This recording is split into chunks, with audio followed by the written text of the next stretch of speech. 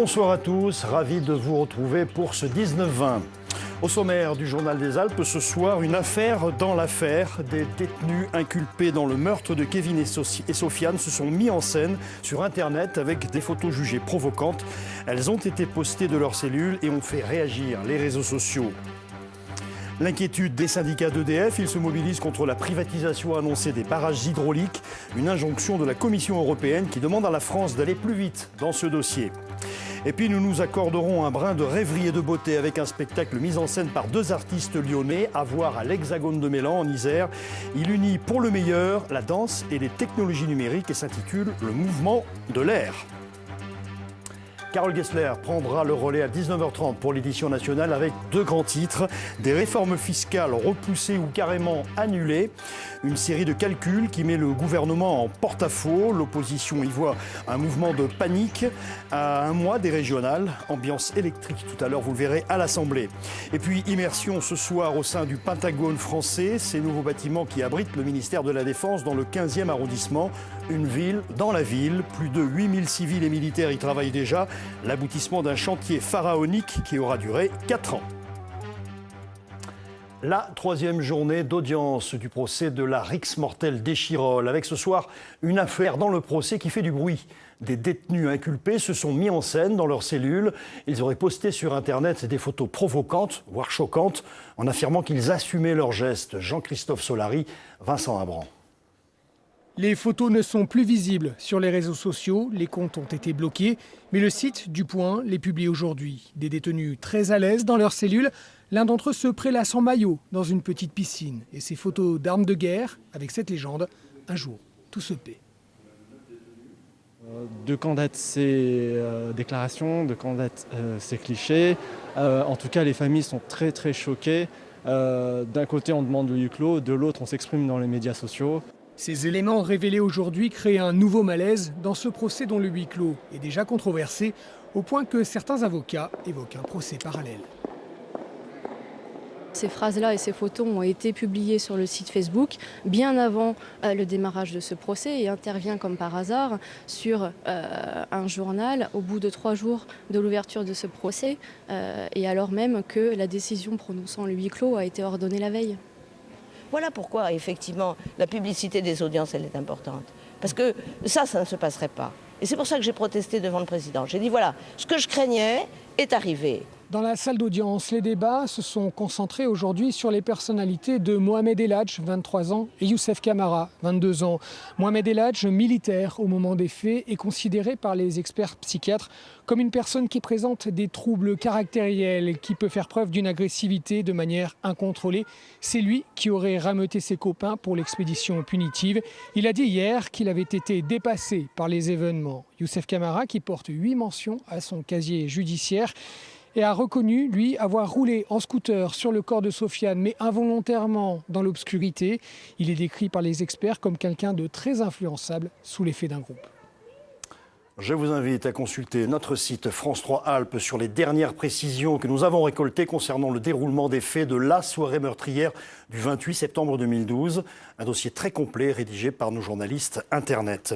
Enfin, sachez qu'un détenu a pris la fuite après avoir semé son escorte policière au palais de justice de Grenoble, malgré tous les policiers qui rôdent.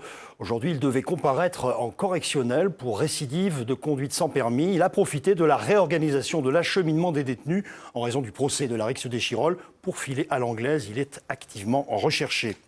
Justice toujours avec l'affaire Air Cocaine. Aujourd'hui, c'est le pilote rhône-alpin Pascal Fauré qui était entendu par les juges d'instruction marseillais dans cette affaire de trafic de drogue entre Saint-Domingue et la France. Tout comme l'Isérois Pascal Odos entendu hier, il devrait être reconduit dans sa cellule ce soir. Une décision des juges pour éviter que les deux pilotes ne communiquent entre eux avant leur confrontation. Décision contestée par leur avocat. Écoutez. On nous annonce des confrontations, et on va se battre. Il y a beaucoup de nullités dans ce dossier qu'on va aller chercher, que les juges d'instruction dans ce dossier ne sont pas visés personnellement dans toutes les attaques qui ont pu être menées de notre part. Nous visons simplement à ce qu'il y ait une bonne justice. Nous sommes extrêmement tristes que la situation se déroule de cette façon-là. CGT, CFDT, FO, les syndicats d'EDF s'unissent pour informer le public sur les dangers de la privatisation des barrages. Depuis 2 jours, ils sont en grève. La mobilisation est très forte. La cause de cette inquiétude, une injonction de la Commission européenne qui demande à la France de libéraliser plus rapidement les concessions des barrages hydroélectriques. Explication Joël Serrouani et Jean-Pierre Rivet. La corne de brume, c'est le signal d'alerte aux populations quand les barrages sont en péril. C'est aussi le message lancé par les agents d'EDF pour prévenir le public d'un danger imminent. La mobilisation extraordinaire de ce jour est une première étape d'un combat qui s'annonce être long. Les syndicats se sont alliés pour réagir à une mise en demeure de Bruxelles, la Commission européenne qui demande à l'État français d'accélérer le processus de mise en concurrence des concessions hydrauliques. Il faut savoir que l'hydraulique française, elle gère 80% des ressources en eau de surface. Et donc forcément, il y a un impact pour énormément de choses. Et tout ça, aujourd'hui, c'est géré par des conventions ou par une idée de service public. Et demain, en faisant entrer des spéculateurs privés dans ce domaine, on voit bien que à la fois les emplois pourraient être le fusible, mais à la fois tous ces services pourraient être une manne financière certaine qui ferait que tout le monde serait touché. Le contenu précis de la mise en demeure n'a pas été communiqué. Le gouvernement n'a pas réagi, la direction d'EDF non plus. Le sujet est sensible et rares sont les élus qui s'expriment aujourd'hui. La réponse étant purement politique, nous avons aujourd'hui besoin d'une réponse politique à la hauteur des enjeux et qu'on explique bien quels sont ces enjeux aux Français. Expliquer les enjeux et résister aux pressions de la Commission européenne pour imposer un modèle français qui marche et qui a fait ses preuves. Voilà ce que les grévistes attendent désormais du gouvernement. Politique avec ce sondage IFOP fiducial qui confirme une avance de la liste Les Républicains UDI Modem conduite par Laurent Wauquiez aux élections régionales de décembre. 32% des intentions de vote au premier tour. C'est 6 points de plus que la liste socialiste et Parti radical de gauche de Jean-Jacques Kéran, le président sortant. Christophe Boudot du Front National arrive en 3e position avec 26% des voix. Et au 2e tour, l'écart se resserre avec 37% pour les 2 premières formations. Et un Front National, toujours au même niveau, 26% d'intention. Et à l'approche de ces élections, le Rassemblement citoyen écologique et solidaire était en visite sur le campus de Saint-Martin-d'Air, en Isère. Une visite du laboratoire d'études des transferts en hydrologie et environnement qui travaille notamment sur le cycle de l'eau et son rôle dans le transport des pollutions. L'occasion pour l'eurodéputé Michel Rivasi de rappeler qu'il y a urgence à agir et à se faire entendre à quelques semaines de la COP21 qui se tiendra à Paris. On l'écoute au micro de Marie Michelier. Si on veut justement avoir une influence par rapport à la COP, c'est-à-dire réduire les gaz à effet de serre, ça passe par une politique où la région a les territoires pertinents, parce qu'on peut jouer sur les transports, on peut jouer sur le logement, on peut jouer sur l'agriculture, on peut favoriser l'innovation au niveau des entreprises. Et ça, c'est la liste du Rassemblement citoyen, écologique et solidaire qui le porte. Les autres, c'est des has-been, c'est des gens qui ne se rendent pas compte qu'il y a une urgence et que la première des priorités qu'on doit faire, c'est la qualité de vie, c'est le bien vivre et ça passe par la santé des gens. 3e volet de notre série consacrée à l'innovation énergétique, avec ce soir le développement des véhicules à hydrogène. La région est à la pointe dans ce secteur. Start-up et grandes entreprises s'investissent dans ce mode de déplacement propre et contribuent à une French Touch qui s'exporte dans le monde entier. Cédric Picot, Aurélie Massé. Voici le véhicule à hydrogène à la française. Une voiture électrique qui fonctionne avec une batterie classique et une pile à combustible. Un modèle hybride conçu pour fonctionner à l'échelle d'une agglomération. Vous avez un véhicule électrique de base, comme ce Kangoo Z2 que l'on voit derrière moi, qui a une autonomie qui s'étend entre 100 et 150 km selon les types d'utilisation. Et en ajoutant l'hydrogène, on lui donne jusqu'à 300 km d'autonomie. Ça, c'est la petite spécificité française par rapport à d'autres applications que développent les constructeurs allemands ou japonais qui sont purement basés sur l'hydrogène. Préparées par une start-up grenobloise, ces voitures ne rejettent que de l'eau. Une vingtaine d'entre elles circulent en silence dans l'agglomération depuis quelques mois. Cette flotte sert de base au déploiement de toute une filière, de la conception des véhicules à la mise en place de stations de recharge en hydrogène. Ces premières flottes, finalement, vont permettre de rentabiliser des stations qui coûtent moins cher, qui sont adaptées et évolutives en fonction de ces flottes. Et les premières se sont installées à Grenoble, à Lyon. On a annoncé Sarreguemines récemment, il y en a d'autres qui vont se mettre en place en France. On a une dizaine de stations qui sont en train de se monter à différents stades d'avancement, et on en aura une centaine à l'horizon 2018. Et voici à quoi ressemblent ces fameuses stations à hydrogène mises au point en Isère. En apparence, elles sont similaires à une pompe à essence classique, les odeurs et les fluides en moins, et l'intelligence en plus. Voilà, la voiture est connectée, j'ai plus qu'à signifier à la station que je suis prêt à faire un plein. Le remplissage, automatisé, dure entre 3 et 5 minutes. Donc là, on vient de faire un plein complet de 5 kg, et on va pouvoir faire environ 550 km. En plus de ces petites unités, cette entreprise de Sassenage produit aussi de plus grands équipements. Des points de distribution d'hydrogène similaires aux stations essence classiques. Une technologie locale qui s'exporte déjà dans le monde entier. Celle-ci va partir en Allemagne, dans un projet où à terme on aura jusqu'à 400 stations implantées en Allemagne avec d'autres partenaires. On a aussi des réseaux de stations dans d'autres pays européens, en particulier au Danemark. On est impliqué dans des schémas de mobilité hydrogène également aux États-Unis, avec un réseau de 12 stations par exemple dans l'est des États-Unis, mais aussi en Californie. Et on va aussi exporter nos stations au Japon. Seul bémol, 97% de la production mondiale d'hydrogène se fait grâce au méthane et dégage du carbone. Mais les ingénieurs isérois mettent déjà au point des stations capables de fabriquer de l'hydrogène grâce à l'énergie solaire ou éolienne et au biométhane. Une innovation qui rendra cette source d'énergie inépuisable totalement propre. Les transports régionaux dans le collimateur de l'ADUT, l'association dauphinoise des usagers du train, et notamment la ligne Lyon-Grenoble-Chambéry, qu'elle épingle dans un rapport, tout en proposant des orientations pour 2016. Les détails avec Isabelle Colbrand. Premier constat de l'ADUT, les pannes fréquentes, les manques de véhicules, les intempéries et les jours de grève. Autant de désagréments qui conduisent l'association à se plaindre de la ponctualité des trains ou de leur suppression. Ponctualité, en moyenne 6 minutes de retard sur l'horaire prévu, résultat plus mauvais qu'en 2013. Baisse de la fréquentation due au renoncement de certains usagers lassés des retards et effrayés par les prix, mais aussi due à l'insuffisance en heure de pointe de la capacité des trains et aux conditions de transport. Le covoiturage s'ajoutant également aux raisons de cette baisse.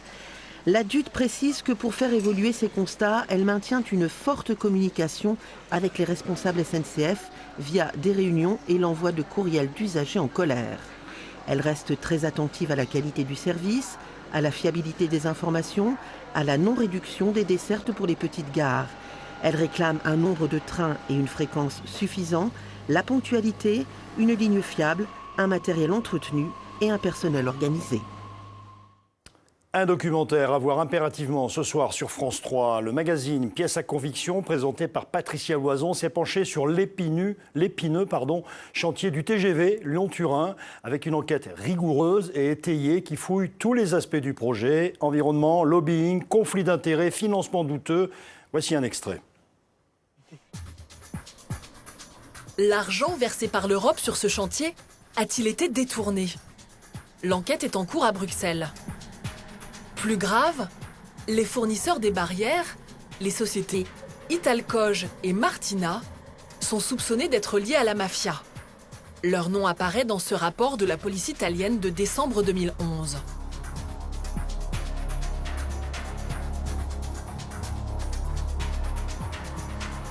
La mafia a-t-elle infiltré le chantier du Lyon-Turin? Hubert Duménil le reconnaît lui-même. Nous avons eu, depuis les nombreuses années où nous avons passé de nombreux marchés, un petit nombre de cas, très, très petit, mais nous en avons eu tout de même. C'est-à-dire d'entreprises avec lesquelles nous nous apprêtions à signer ou avec lesquelles nous avions signé et qui en réalité étaient infiltrées. Lyon-Turin, autopsie d'un scandale annoncé dans Pièces à conviction ce soir sur France 3 vers minuit et demi. La deuxième édition des États généraux de l'action humanitaire se déroule à Grenoble. C'est une ONG grenobloise, Humacop, qui organise l'événement. 3 jours d'échanges et de débats sur l'action des ONG dans le monde. De plus en plus inquiètent les ONG des difficultés qu'elles rencontrent. Reportage Céline Aubert et Nathalie Rapuc. Réchauffement climatique, pression démographique et religieuse, guerre et conflits dans une vingtaine de pays. Partout dans le monde, les ONG ont du mal à se maintenir. Aujourd'hui, les organisations non gouvernementales réclament de profonds changements, une transition humanitaire qui passe par une prise de conscience politique. Dans le terme de transition humanitaire, ce n'est pas qu'une question d'association, c'est une question aussi de responsabilité du gouvernement. notamment des gouvernements qui eux-mêmes ont besoin de se développer avec des capacités supérieures, que ce soit dans le domaine de la santé. Si on prend l'exemple de la Guinée, la crise d'Ebola a révélé la fragilité du système de santé de la Guinée. Au Sahel, symbole des French Doctors des années 70, on craint un retrait total des ONG à cause des conflits et de la mafia. En Somalie et en Syrie, les populations sont inaccessibles. Au Liban, les associations locales comme Ramel doivent faire face à l'arrivée de 2 millions de réfugiés syriens. Les petites structures réclament une collaboration plus étroite avec les ONG internationales, plus de solidarité et des moyens. Seuls 2% de l'aide humanitaire leur parvient. On estime maintenant 60% de l'argent aux réfugiés aille pour la logistique, l'overhead, la logistique, et qu'il y a les ONG internationales qui veulent travailler sur le terrain sans passer par les ONG locales. Il faut travailler d'égal à égal, en partenariat nord-sud et œuvrer ensemble pour un monde plus juste et plus humain. Regards croisés, débats, autocritique. Les états généraux de l'action humanitaire organisés par Yumacop, une ONG grenobloise, souhaitent réformer l'humanitaire. L'an dernier, à la première édition à Annemasse, une charte a ainsi été créée. Notre vœu, c'est que ces principes soient pris en compte, de réciprocité, de dignité, etc., qui font assez consensus, qui sont le bon sens, mais qui manquent parfois d'application concrète. Donc c'est ça l'objectif. Cette charte des ONG sera examinée au premier sommet humanitaire de l'ONU en mai 2016 à Istanbul. 19h14 dans le Journal des Alpes, l'heure d'accueillir Michel Ragache. Bonsoir. Bonsoir. Alors vous êtes la présidente de l'UFC Que Choisir Isère, union qui fête son 40e anniversaire cette année. C'est la raison pour laquelle on vous a invité. Quels sont les grands dossiers que vous avez traités sur ces 40 ans d'exercice ? Voilà, et 40 ans d'exercice dans le département. Dans le département de l'Isère. Voilà, et donc nous avons de grands travaux que nous menons depuis 40 ans. Nous faisons du traitement de litiges, des enquêtes, des analyses, nous traitons les clauses abusives et nous avons eu de grands dossiers.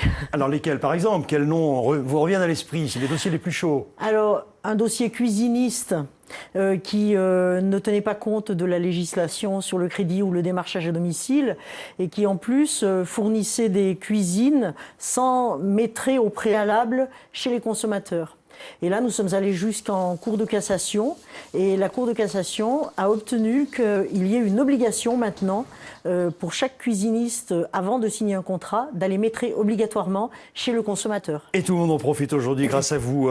Les combats ou le combat le plus dur que vous avez eu à mener ? Eh bien, il y a par exemple le combat avec Free, nous sommes allés devant les tribunaux avec une 60aine de consommateurs qui avaient passé un contrat avec cette société, qui n'avait aucun service et en revanche étaient prélevés tous les mois. Et Free refusait de rembourser et d'indemniser. Donc il a fallu aller devant les tribunaux. Vous avez mis à genoux un fournisseur d'accès et c'est bien pour les consommateurs. Avez-vous un retour des consommateurs que vous défendez justement ? Est-ce qu'on vous remercie et comment ? Absolument. D'abord, on voit le taux de réadhésion systématique qui est supérieur à 50%. Et puis, nous avons de nombreux remerciements pour nos actions, ce qui nous encourage. Alors, donnez-nous une idée. Vous êtes combien, la rue Malifaux à Grenoble, où se trouve l'UFC Isère ? Vous êtes combien ? C'est une petite équipe qui travaille ? Alors, à Grenoble, c'est Grenoble, Voiron et Sud-Isère. Nous avons une 60aine de bénévoles, 15 administrateurs. Si on compte la totalité du département de l'Isère, ça fait à peu près 90 personnes qui travaillent bénévolement pour l'UFC Que Choisir. Et l'essentiel de votre travail, ce sont des tests de produits, des enquêtes, des sondages ?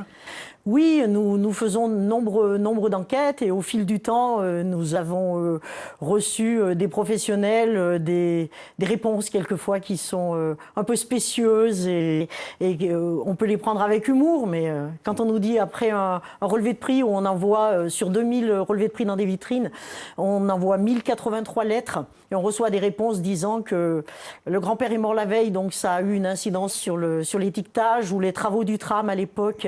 On fait vibrer les vitrines et fait tomber les étiquettes. On a eu ce genre de réponse. Merci à vous en tout cas d'avoir répondu à nos questions et bon anniversaire à l'Union Isère, le département de l'Isère. L'Union fédérale des consommateurs de l'Isère. Merci Madame Ragache. Les pompiers sont déjà sur le pont pour distribuer leur calendrier 2016. Ils ne perdent pas de temps. À Chambéry, les soldats du feu ont l'habitude de faire preuve d'originalité avec un thème par an qu'ils conçoivent eux-mêmes. Clin d'œil cette année au cinéma. Xavier Schmitt et Frédéric Pasquette. Superbe mise en scène. Bravo. Merci beaucoup. Bon, faut donner des sous maintenant. Et où le patron? Il s'est caché. La tournée traditionnelle du calendrier chez les commerçants et les habitants. Une fois de plus, les pompiers de Chambéry se distinguent par l'originalité. Pour 2016, ils ont réalisé 12 parodies de films. Le Cornio, Top Gun ou encore Les Bronzés, ou plutôt les pompiers font du ski. Merci bien. C'est une très bonne idée. C'est divertissant, c'est amusant, et puis on essaie de reconnaître nos pompiers, donc c'est sympathique. Les pompiers chambériens n'en sont pas à leur ballon d'essai. Depuis une dizaine d'années, ils donnent un nouveau thème à chacun de leurs calendriers. Ils se mettent volontiers en scène, non sans humour. Et ils font tout eux-mêmes, à part la mise en page et l'impression. Ils ont fini par inspirer des collections. Il y a des collectionneurs de calendriers, bien sûr. Tous les ans, après la tournée, on reçoit des courriers de passionnés qui nous demandent des calendriers, à qui on leur envoie avec grand plaisir pour étoffer un petit peu leur collection. Et il y a aussi des gens sur Chambéry qui sont passionnés par le métier de pompier, les camions, et voilà. Le calendrier est distribué au profit des œuvres sociales des soldats du feu. Des étrennes, bien sûr, mais aussi des liens tissés avec la population. Comme chaque année, un très très bon accueil de la part de la population, des commerçants, des particuliers, chez qui on passe également. Ils sont toujours satisfaits et on reste un moment avec eux à regarder leurs commentaires sur les nouveaux calendriers et de leur voir avoir un petit sourire sur le visage, ça fait toujours plaisir. La tournée du calendrier, comme sa création, est effectuée sur le temps de repos des pompiers. Et dès janvier, ils commenceront à plancher sur le cru 2017. En Savoie, toujours, le festival du cinéma européen qui se déroulera aux Arcs du 12 au 19 décembre a dévoilé son programme, c'était hier, dans un joli salon parisien. 10 films seront en compétition cette année, épluchés à la loupe par un jury de personnalités du monde du cinéma. Et c'est la Norvège qui sera à l'honneur pour cette nouvelle édition, comme nous l'explique Frédéric Boyer, le directeur artistique du festival. On l'écoute. Déjà, l'esprit est toujours marqué par le pays d'honneur. On a déjà fait le Danemark, on a fait les Balkans, on a fait la Belgique, l'Italie, et cette année, c'est la Norvège. Donc il y a beaucoup de Norvégiens, de projets norvégiens, de films norvégiens, producteurs, metteurs en scène, comédiens qui vont venir. Et puis on essaye de faire des avancées, de restructurer un peu notre sélection, de la resserrer un petit peu. Et toujours les événements professionnels qui sont très importants. Les arcs, c'est les films, mais c'est aussi la communauté des gens qui font les films. Puisqu'on accueille des écoles de cinéma européens. Et après, ils font leurs films, donc on les accueille pour les working progress, les films en état de post-production, et puis les scénarios, et puis les films finis. Donc c'est des gens qui reviennent maintenant chaque année, tous les 2-3 ans. Les gens sont quand même plus ou moins connectés aux arts d'une certaine façon. Les arts, justement, depuis plusieurs années, les artistes lyonnais Adrien Mondeau et Claire Marden marient la danse avec les arts numériques. Dévoilés cette semaine à l'Hexagone de Mélan, leur toute nouvelle création, le mouvement de l'air, est un voyage époustouflant où technologie et chorégraphie s'entremêlent intimement. Embarquement immédiat avec Damien Borelli et Franck Serroni. Un danseur en suspension esquisse un pas de deux acrobatique avec une nébuleuse de pixels en mouvement. Magicien de l'image et de l'expression des corps, la scénographe Claire Marden et son complice Adrien Mondeau, maître des arts numériques, se sont lancés un nouveau défi, rendre visible un mouvement imperceptible, celui de l'air. Ce spectacle, ça part de l'imaginaire de l'air. On en traverse différentes formes. Notre outil, c'est toujours des vidéoprojections animées en direct. Qui parlent de l'air. Donc, alors on a des tornades, on a des particules en apesanteur, on a des lignes qui rappellent la vivacité du vent. Véritable marque de fabrique de ces géniaux artisans de l'image, cette écriture chorégraphique numérique imprime la rétine et nous plonge dans une succession d'émotions. On fait apparaître un mirage collectif, finalement. Devant les spectateurs, devant leurs yeux. Et on leur demande de participer à ce voyage un peu abstrait, mais qui parle aussi de choses qui peuvent être très concrètes pour chacun puisque les images abstraites, leur intérêt c'est qu'elles sont très ouvertes et qu'elles peuvent s'adresser à chacun en fonction de son histoire, de son vécu, de son imaginaire.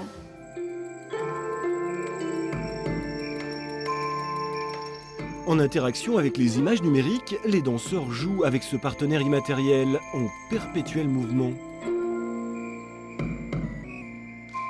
On a un espèce de dialogue, il y a des choses qui sont des espèces de tops en fait, qu'on donne à la vidéo ou que la vidéo nous donne. Et en fait, c'est vraiment une bestiole qui réagit à nos mouvements, à nos inspirations, à nos regards. Tapis dans l'ombre, le musicien Jérémy Chartier dialogue avec les danseurs et les images. Sa partition, jouée en direct, fait écho au mouvement de ses partenaires. Moi, dans cette création, je voulais aussi qu'il y ait des mouvements, comme une écriture globale, qu'on soit dans des énergies différentes, autant pour les ambiances sonores que pour les corps aussi, qu'il y ait des choses différentes aussi à proposer. Le mouvement de l'air est présenté à guichet fermé à l'Hexagone de Mélan, mais ce voyage onirique repassera dans les Alpes le 20